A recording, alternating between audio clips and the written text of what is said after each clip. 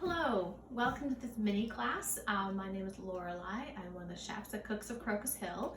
Today I'm going to show you how to make one of my favorite things to bake in the kitchen. It's called the Starbread. I'm using the King Arthur cinnamon Starbread recipe. I think it's delicious, super easy. It's almost impossible to screw up, which is fantastic. So what I have here is my mise en place. I have 2 cups of flour.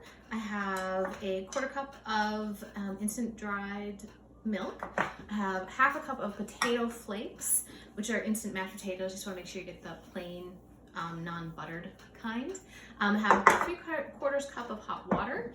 I have a 1/2 stick of butter that I've cut into cubes. I didn't take it out of the fridge, so I'm just gonna early enough, so I'm just gonna put it in the hot water to kind of bring the water down to room temperature a little bit, lukewarm, and then kind of warm up the butter just a little bit too. So I also need a teaspoon of vanilla. Oh, actually, I need 2 teaspoons of instant yeast first. I'm gonna put that with the dry ingredients. I'm using instant yeast today. That's what the recipe calls for. If you don't have instant yeast, you can just use active dry yeast. That works just fine. Just make sure you put it in the warm water first to activate it. Now some vanilla. There we go. So I am just going to put everything together in my stand mixer, which I have over here with the dough hook, and then I'll turn it on and just get it going. So just dump it all in.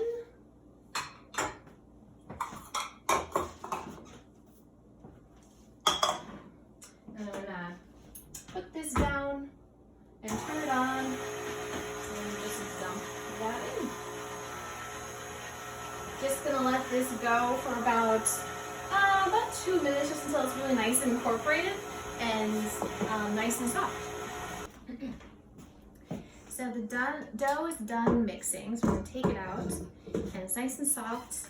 I just like to knead it a couple times, just make sure it's fully incorporated. I can really get a sense of how soft the dough is, what the temperature is, how long it might take to rise. So kneading is a folding over and pushing away for yourself with the heel of your hand. All right, that feels nice and soft and good. I'm gonna put it back in this bowl. I'm gonna cover it with plastic wrap and then just put it in a warm spot to rise for about an hour until it's about double in size. Okay, so what I have here is my dough. It has risen enough, and I have divided it into 4 pieces using my bench scraper. So now what I have is a little bit of egg wash, which is an egg that's been beaten up with a fork, my pastry brush, cinnamon sugar mixture, and a little bit of flour for rolling out the dough. I have a rolling pin here and then a piece of parchment paper. So what we're gonna do now is start assembling this. So just kind of move this aside. I don't have a huge work space. Hopefully this makes sense as I'm doing it. So I'm just going to shape the dough a little bit into a circle to get it started. And I'm gonna roll and turn a lot. I usually like to start from the middle and roll out. I'm thinking like the hands of a clock, I guess. I want to go about 10 inches or so. Sorry to stick a little bit, turn that over. Roll, roll. There we go.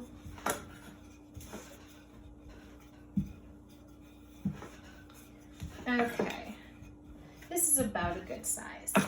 So I'm just gonna pick this up, put it here on this parchment paper, take a little bit of my egg wash and brush this on. This kind of acts like a glue for the cinnamon sugar mixture. So I'm gonna put that over here. I'm gonna sprinkle some cinnamon sugar on. Make sure you don't put too much on. All right, so set it aside and do that again.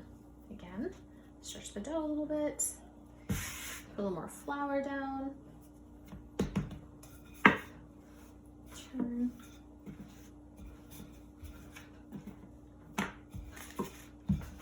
Just like this. And then what I'm gonna do is put this on top of there. again, egg wash, and then the cinnamon mixture. It's about 10 inches, I'd say, about the same shape. The nice thing about this dough is just kind of stretched a little bit, flatten it out, so it's about even. There we go. Then I'm just going to repeat that with the next two. Okay, so I have 3 layers, 1, 2, 3, with cinnamon sugar mixture and egg wash in between. Here's my last and final. I'm gonna pick this up and put it on top. Now make sure do not put egg wash on this part. Makes it really messy. So what we want to do is kind of neaten up the edges a little bit, kind of make them all about the same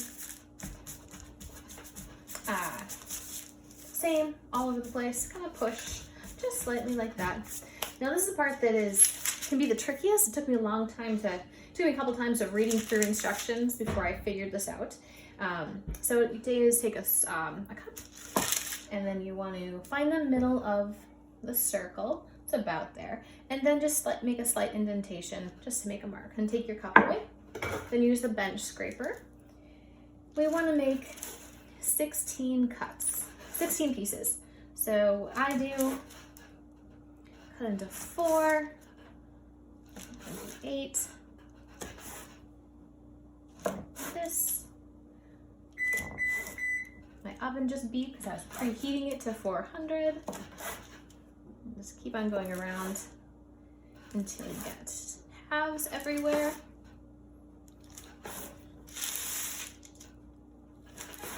There we go.